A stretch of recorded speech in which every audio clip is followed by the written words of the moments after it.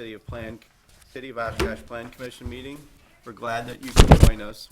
I have a few housekeeping items I'd like to go over before we begin. Please turn off or silence all of your personal communication devices. When there's an agenda item that includes a public hearing, please understand that the applicant will always be allowed to speak first. After the applicant finishes, I will open the public hearing and let the public speak.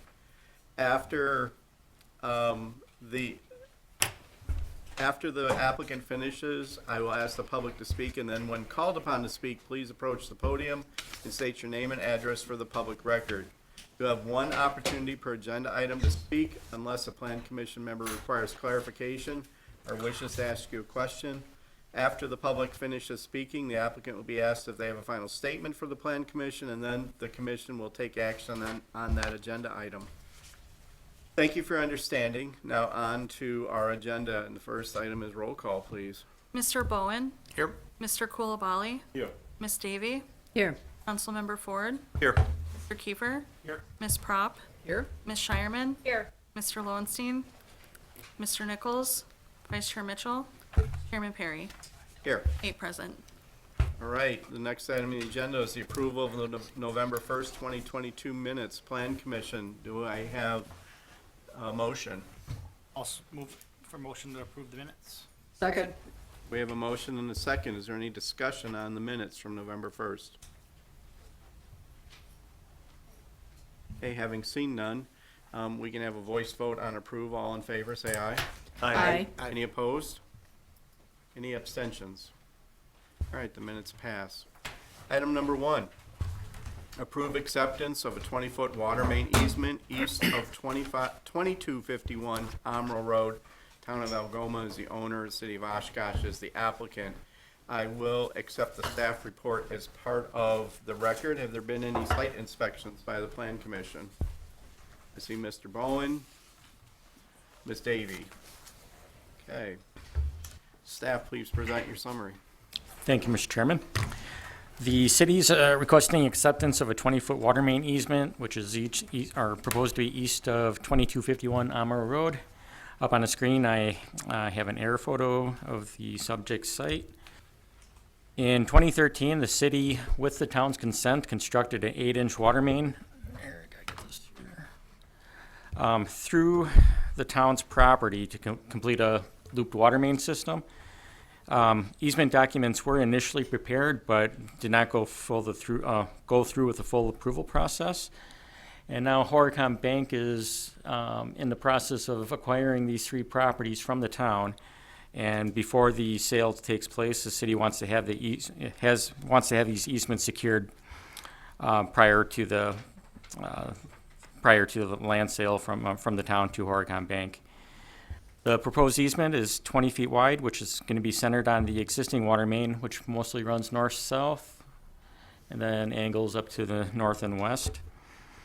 The easement will allow city continued access to maintain, repair, or replace the water facilities as needed. And the city attorney's office is working on easement documents, which will be required for recording at the Register of Deeds.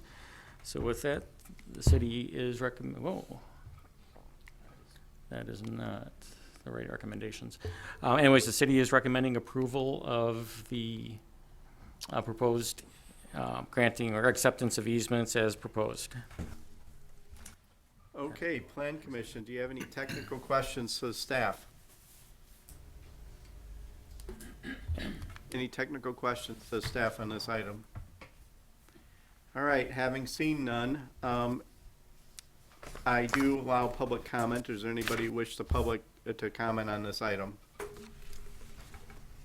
Anybody wish to comment on this item? Okay, having seen none, I'm closing the public comment period. I will ask the commission for action. Motion to adopt the findings and recommendations as stated as the staff report. Second. Okay, we have motion, discussion, any discussion on, motion and second, any discussion on the motion? Okay, having seen none, roll call vote, please. Mr. Bowen? Aye. Mr. Coulibaly? Aye. Ms. Davy? Aye. Councilmember Ford? Aye. Mr. Kiefer? Aye. Ms. Prop? Aye. Ms. Shireman? Aye. Vice Chair Mitchell? Aye. Chairman Perry. Aye. Motion carried 9-0. All right, item number 2 is a public hearing. Soper annexation from the town of Oshkosh, 3400 Jackson Street. TLK Investments LLC is the owner and applicant. Have there been any site inspections on this item? Ms. Davy? Okay, Ms. Davy, I will accept the staff report as part of the record. Staff, please present your summary. Thank you. I would just like to make a clarification. There was a land sale which was not caught in time. The current property owner is actually SDG Properties LLC. The petitioners are requesting a direct annexation by unanimous approval of approximately 1.843 acres of land, currently located at 3400 Jackson Street, which is in the town of Oshkosh. On the screen is an existing land use map. SDG is requesting of a single lot. Here's an aerial photo of it. Which is located on the east side of Jackson, approximately a third of a mile south of Snell Road. The land is currently unplatted and approximately 293 feet wide by 274 feet deep. The subject site contains a single-family house, which was once a farmstead, and contains several other agricultural related outbuildings and a gravel driveway and gravel parking area. The site is currently zoned the town of Oshkosh Residential District, non-subdivided RT1. The surrounding area is developed with industrial uses to the north and east, agricultural uses to the south, and commercial uses to the east. This is the Bergstrom Ford dealership. The city's comprehensive plan recommends the site for heavy industrial, and the petitioner and city are recommending annexation with the HI heavy industrial district, which is consistent with the comprehensive plan. Let's see. The petitioner is requesting the annexation as part of a development or a pending plan development project that's occurring. The owners acquired the 2 properties immediately north to it, which are currently in the city, and they are in the early stages for review of site improvements for a multi-use contractor's yard. The development plan includes this lot, so in order for the development to take place, this property would have to be annexed into the city, and then all 3 lots will be combined into one via certified survey map. The Department of Public Works reviewed the request and reported that city sanitary, sewer, and water, if needed, were constructed in front of the property in 1984 and 1989. The Oshkosh Fire and Police Departments have reviewed the annexation request and do not have any concerns with providing services to the property. So with that, staff is recommending approval of the Soper annexation with temporary and permanent zonings of HI heavy and industrial as requested. All right, thank you very much for your report. Plan Commission, any technical questions to the staff on this agenda item? Any technical questions to the staff? All right, seeing none, since this is a public hearing, I will open the public hearing. I will request a statement from the applicant if they are here. Is the applicant here for this item? Can you approach the podium and state your name and address for our record, please?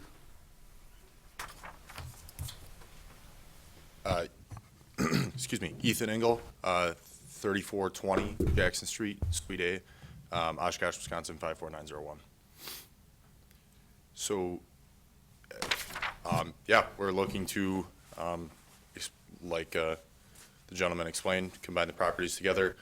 We're currently out of stormwater compliance, and we know that, so we're just looking to basically combine them all into a multi-use yard for our contractors' use. We have a truck shop there to work on dump trucks and heavy equipment, and then a little bit of storage for construction equipment or attachments and various different items. All right, thank you. At this point, I'll request for additional public comment. Does anybody from the public like to speak on this agenda item? Anybody from the public wish to speak on this agenda item? All right, seeing none, I will close the public hearing, and as there were no speakers, I do not need a closing statement from the applicant, so commission, the action is on the table. Motion to adopt the findings and recommendation as stated in the staff report. Second. We have a motion and a second. Is there any discussion on this motion? Mr. Mitchell? Thank you. Was there any concern or discussion regarding heavy industrial use next door to residential? Is that something that we look at? And I know this probably wouldn't have been in maybe the comprehensive plan, given if it wasn't in the city of Oshkosh. In this instance, no, because of how they're laying it out, really, this property is being acquired for their stormwater pond, because the current sites are out of compliance, so they need to put in some stormwater facilities. So the part of the development that's going to be adjacent to it will be stormwater related, and those properties to the south are also slated for heavy industrial long-term. Okay, so that was part one, and then part two was, do we have any sort of requirements or restrictions that we would impose given our interest in Jackson Street's appearance and whatnot, where the stormwater retention has to meet some sort of standard landscaping, et cetera? This will be coming back as a plan development. The first step is we have to get it in before we can zone change it to PD and do that. When we proceed with the plan development portion of it, we'll start to work through those. This is really kind of step one, and will ultimately have to be an approval process for them. Got it. One last question if I can. The lot behind that, so not the one with the buildings, but the one behind that, that is not on discussion right now? No. That is in the town yet. There's probably a rationale for it, but it's too bad that the frontage is going to be tore down for nothing, essentially no development. Meanwhile, the back lot remains relatively unused. And they're presently separate lots. Mm-hmm. They aren't splitting off this portion to buy it. These are already separate lots front and back. Right. Thanks. All right, any other discussion on this motion? Okay, having seen none, I will call a roll call vote. Mr. Bowen? Aye. Mr. Coulibaly? Aye. Ms. Davy? Aye. Councilmember Ford? Aye. Mr. Kiefer? Aye. Ms. Prop? Aye. Ms. Shireman? Aye. Vice Chair Mitchell? Aye. Chairman Perry? Aye. Motion carried 9-0. Thank you. Item number 3 is a general development plan amendment and specific implementation plan for a hotel development the north side of the 1700 block of Oshkosh Avenue. H2 Oshkosh Avenue LLC is Lakeshore Development of Oshkosh. North Kohler Street Hotel Associates 2 LLC is the owner. Mr. Hoopman is the applicant. Have there been any site inspections by the Plan Commission? I see Mr. Mitchell, Mr. Bowen, Ms. Prop, Mr. Kiefer, Ms. Shireman, Ms. Davy. Did I get them all?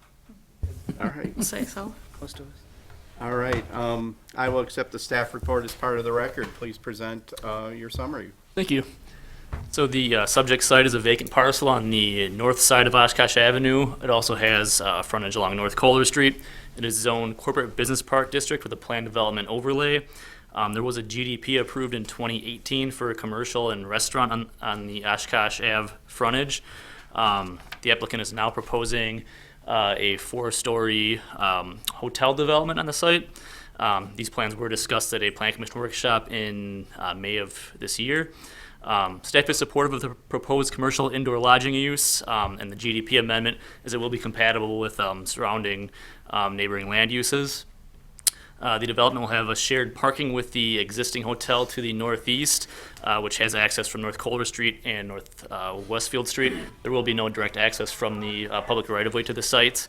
It'll also have cross-access connections with the neighboring property to the west and the Popeyes site to the east. The applicant has also included a patio on the south side of the building. The plan is meeting the parking requirement for commercial indoor lodging. Also, it is under the maximum total impervious surface for the site. Also meeting setbacks except for the east property line as they are sharing parking with the neighboring sites. The plan includes a dumpster enclosure to the north of the building, which will be constructed of brick to be consistent with the exterior of the principal building. Although it is located between the building and the Kohler Street frontage, staff does not have concerns with the placement, as it will be of significant distance from the right-of-way and will also be further back than neighboring buildings on the neighboring developments. Here's the landscaping plan. They're meeting the building foundation requirements, also meeting the paved area point requirements, with the exception of 2 landscape islands, which they'll need to add trees, and that can be addressed during site plan review. They're exceeding the street frontage point requirement along Oshkosh Ave.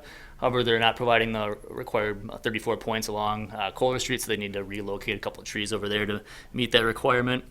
They're exceeding the yard landscaping requirements. The corporate business park standards also require 50% of the yard landscaping points to be located along the street frontages. So the applicant will need to shift some of their landscaping to the street frontages, their yard landscaping to the street frontages to meet that requirement. Here are their wall sign plans. Wall signs are included on the north, west, and east building elevations, and they are within the maximum area for wall signage.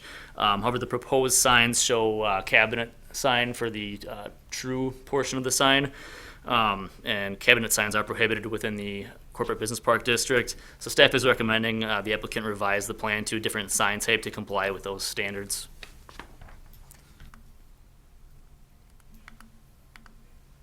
Here's the lighting plan. They are meeting the 0.4 foot candle requirement for all parking and drive areas. Also within the 0.5 foot candle along the property lines, with the exception of along the west property line and east property line, where they're up to 0.7 foot candles on the west property line and 3.8 foot candles along the east property line. Staff is supportive of a BSM to allow that, as that's to light the shared parking areas with the neighboring developments. Here are the building elevations. So the corporate business park standards require buildings to be clad on all sides with at least 75% class wood materials.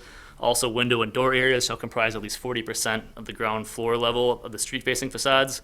So the applicant is meeting these standards with the exception of the north building facade, which is shown at 59.83% class wood materials. And staff is supportive of a BSM to allow that reduction, as they are increasing the class wood materials on the all other building facades, with the total for the building being 75% or just over 75% for the entire building for class 1 materials.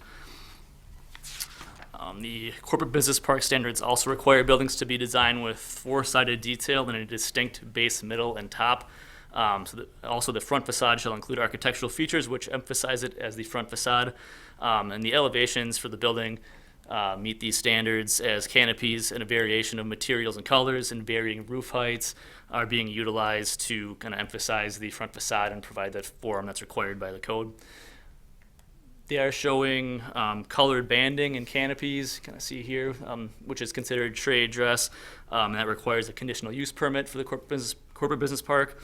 The applicant has noted that these trade dress features are required by Hilton, and they feel that they serve to enhance the appearance of the building. Staff does not have concerns with the banding and canopies, as they have been applied subtly to the building elevations, and we feel they're also consistent with neighboring buildings. With that, staff recommends approval of the GDP SIP with the findings and conditions in your staff report. Thank you for your report. Plan Commission, any technical questions for the staff on this? Mr. Mitchell. The parking requirements, that it said that they have the exact number that we would be requiring, is that with shared or is that without? Believe that's all the new parking they're providing. And It's 96 on site. so that number was 1 per occupied unit plus staffing at the peak. Do we ever allow, like, you have a bicycle parking for 5 bicycles, you can offset your parking of vehicles by 1 or something to that degree? Yeah, we have done that in the past for projects, especially like in the urban core area. So it is an option that is presented to folks, or? Through the plan development, we talk through those. Typically with these type of uses, being the hotel, we don't see a lot of discussion. They're usually, when we come to these type of uses, asking to put more parking in than we would prefer. It's just More so thinking of staffing. Yeah. Some of the staff might, it's on one of our bicycle routes and whatnot, but if, typically Steve wasn't interested. We end up getting the request from the other side to exceed the nature of their business model. Got it, thank you. Ms. Sherman? Is the concern with this true sign the same concern that you had with the Starbucks sign? Correct. When this part of the code was developed, they explicitly prohibited cabinet signs. And to date, no cabinet signs have been installed in the corporate business park. So at this point, we're being consistent with that. Now that really it's this development and one other lot remaining, I think it makes sense to hold true to whatever other development is done in that nature. They can accomplish the same sign through some other mechanisms that are not defined as cabinet signs. That's what I was gonna say, because they said that the banding or whatever was required by Hilton, but this cabinet sign is not. Just- Correct. There's other ways they could do some backlit Sure. things that would achieve this sign without it being a cabinet. Got it, thanks. Mr. Kiefer? Have we allowed any other of the buildings in this corporate business park to be below the 75 on any of the sides? Yeah, we've done similar where the overall building was over 75% with a single rear elevation being a little bit under. Any other technical questions? Okay, I'm going to open this up for public comment and request a statement from the applicant. Mr. Hoopman, are you representing the applicant or somebody else? Yeah, I'm here, and so is the American Company Architect. I'm sure there'll be questions for you. So. Who would like to speak on behalf of the applicant? Go ahead. You've got the design. Sure. Make sure you state your name and address, please. Scott Kentov with American Architectural Group, 3350 South River Road, West Bend, Wisconsin, 53095. So obviously, we did the hotel right across the parking lot. Last year it opened up, I believe, and stuff like that, and it's doing really well. So it was time to start another one. So that's why we're here. Okay, I am going to allow other people to comment on this, but I'm sure that some members of the Plan Commission may call you back and ask for questions after they're done. All right? All right, any other member of the public wish to speak at this time on this agenda item?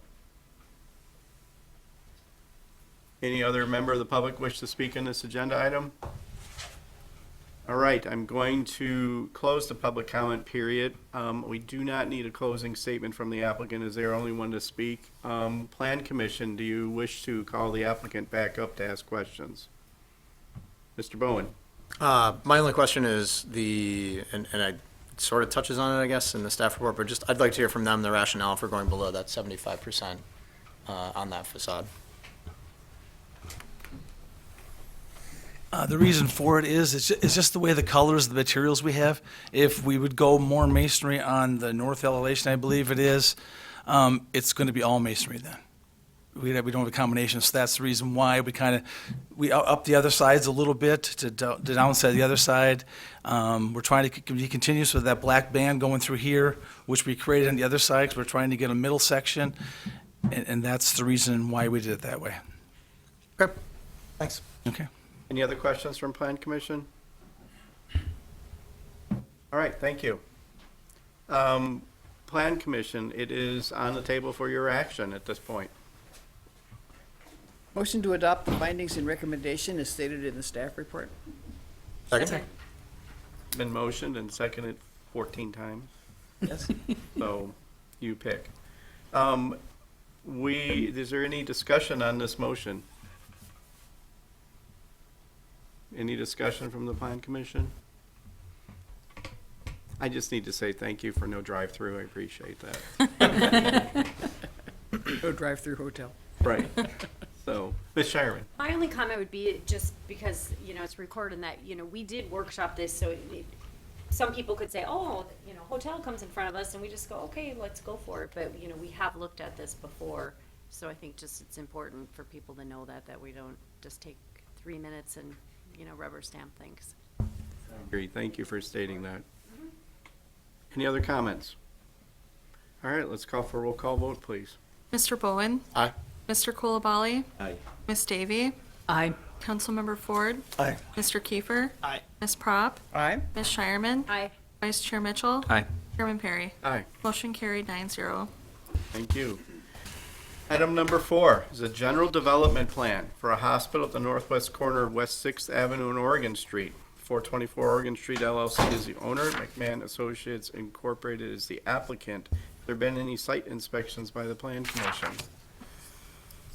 So Let's just say everybody Everyone? but Mr. Cool. you have better things to do. All right, I will accept the staff report as part of the record. Please present your summary. Thank you. So the subject site is a vacant property, about 21 acres in size, with frontage on the Fox River and the northwest corner of West 6th Avenue and Oregon Street. It had historically been used for industrial purposes by multiple wood manufacturers. It is zoned riverfront mixed-use district with a planned development overlay and riverfront overlay. The property is located within the South Shore West sub-area of the Imagine Oshkosh Center City Master Plan, also included in the South Shore Redevelopment Plan area. The applicant is proposing development of a 2-story, 58,000 square foot hospital. Theta Care, along with Freighter Health, plans to develop the site to include a hospital and outpatient care services, which will be open 24 hours a day, 7 days a week, year-round, and will include emergency care and inpatient beds. Will also include a retail pharmacy, ambulatory surgery center with 3 operating rooms, and on-site medical office for primary care and specialties. The applicant has noted that the proposed location was chosen to address needs for urgent care within the core Oshkosh areas. The proposed hospital will be located at the northeast corner of the site, along Oregon Street and the Fox River, and including 425 parking stalls located to the south and west of the building. Hospital use is considered an indoor institutional land use, which is conditional in the RMU district. And this plan was discussed at a workshop at our last Plan Commission meeting. Also, a neighborhood meeting was held this past Thursday. There were about a dozen in attendance, and they were supportive of the plan. Staff is supportive of the proposed land use as it is consistent with the 2040 comp plan goal of supporting expansion of industry clusters that have high growth potential, and that includes healthcare and medical. It's also consistent with the South Shore West Center City sub-area desired land uses, which includes medical practices. The plan is also consistent with the mixed-use concept of the South Shore redevelopment plan, and that includes hospital as an allowable use within the plan area. The proposed site design meets the design and development guidelines for the South Shore West sub-area, as the parking is located to the rear of the building and access from a side street, which is West 6th Avenue. Public Works had reviewed the plan, and they noted that the Oregon Street Bridge will be reconstructed in the next 5 to 7 years, and it will need some additional right-of-way in the east side of the property, so the plan will need to be modified accordingly. The applicant has noted that they will be conducting a traffic impact analysis, and final parking totals and access to the site will be addressed as part of the SIP approval. Signage, landscaping, lighting, and building elevations will also be addressed during the SIP phase, and final building elevations will need to be compliant with the RFO design standards. And staff recommends approval of the general development plan with the condition that all base standard modifications be addressed as part of the SIP application. All right, thank you. Plan Commission, any technical questions to staff? Remember, this is just the general development plan and not the SIP, so any technical questions to staff? Sort of Ms. Shireman. How many times will we see this again? So this specific part of the development would be one time through SIP. Okay. So now and then SIP. Got Any it. future development on the site would obviously be coming back through the process. Got it. Councilmember Ford. Yeah, related to that, so the SIP will take into account any changes they make due to the bridge? Correct. Well, Okay. once they wanted to come in and get at least this base approval to know that they're secure to move forward with the rest of the site development, bridge and all of that we'll handle over the next coming months or whatever it would be if this gets approved as they prepare the rest of the site documents. Thank you. Dr. Kubali. Is the trail along the river being preserved? Correct. Riverwalk is maintained as you see today. No changes to the Riverwalk. Mr. Mitchell. What guides or authorities are applicable for waterfront development or riverfront development here? In terms of like design standards or? Setbacks? So the RMU RFO has specific design guidelines and setbacks and everything that are accounted for. That's where Brian mentioned in his report about the parking. That's one that comes out of South Shore Redevelopment Plan that wants to push parking off the river. Mm-hmm. So yeah, we do have those within the code. Okay. And then just one other question. I know this, maybe the parking layout changes. This is just a rough Yep. draft, but what do we actually allow? Do we allow like a football field-sized slab of concrete with no interruptions of islands or trees or anything? Yeah, we'll have to go through kind of the islands and everything. They show islands on the north and south, which if they're, our code, 20 stalls, There's right? 20 stalls without an island in between. Yeah, so they do a lot, when you look at the east-west portion of the way it's laid out, that would be code compliant because they have the stalls running along the north and the south. And just for this type of use, a hospital, is it similar, like one stall per patient room and then staffing? Because, I mean, 425 seems like a massive amount. I said at this time, we have not overly evaluated all of those development standards because the goal for Sure, today sure. was really to get base land use approval and then sort through those. Per code, generally indoor institutional is one space per 3 expected patrons, but specifically for hospital, that can be left up to an traffic impact analysis or discretion of the Department of Community Development. The TIA will help give a lot of information on what is the actual parking anticipated need. And then just one other, so a lot of times when you have hospitals with giant parking in large urban cores, they require some sort of stacked parking because it's very prime real estate, and we're okay with just taking this giant lot and 3/4 of it just being a parking lot? Given the nature, and this was discussed quite a bit at the workshop, Right. the contaminated nature of this site, the ability to dig down more and put structured or raised parking is Limited? unfortunately really limited and cost prohibitive. Underground is completely off the table based on contamination and water table levels. Sure. Not to mention, unfortunately, given this site and its contaminated nature, a lot of that parking that you see there is serving as a cap for the DNR to mitigate the fact that it is already contaminated property. Got it. So we end up may see on this site probably more hard surface than maybe we would prefer, given that the nature of that is it's actually being used as a cap for the contamination, and there's limited ability to do a lot else with it. Sure, that makes sense. This site unfortunately has a very colorful history when it comes to the contamination and the issues that are related to it. Mm-hmm. Thank you. Stevie, did you have a question? I was actually going to mention the brown ground area. Okay. Mr. Kiefert. Just going back a little bit what Justin was talking about with the Riverwalk area, is there an easement that goes in there for the Riverwalk? I see the property line, the red line goes out beyond, and then maybe that's just approximate, but it does say something about edge of water. I mean, does that eventually become an easement area? So or- the city already has the easement rights for the Riverwalk. That was done under the prior owner when it was constructed. So all the Riverwalk easements are already in place to maintain the longevity of the Riverwalk. But the property lines do extend like that. Correct, right? those are the current property lines we have. When the city constructed that Riverwalk, they went through the process of obtaining the necessary easements to develop it as you see it, it's out there today. Any other questions? Technical questions for the staff? Okay, having seen none, I will open a public comment period and ask us for a statement from the applicant. Is the applicant here today? Thank you.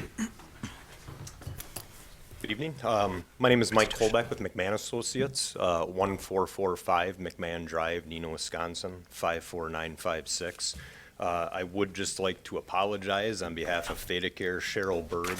Some of you have met, intended on being here, but she came down with a pretty serious head cold. Thomas Arkilla, who some of you may have also met, did offer to jump on a telephone call if there's any questions that come up. But just want to thank staff. I think they did a great job summarizing things. Like we said, we're just here for the GDP, for the land use portion, for the indoor institutional, for 2 to 3 story. Hasn't quite been nailed down yet. A hospital footprint of about 58,000 square feet. Like Mark alluded to, the site design that you see up on the screen right now is just conceptual. We really haven't worked through much design work yet and really figured out what's exactly needed for parking at this particular time.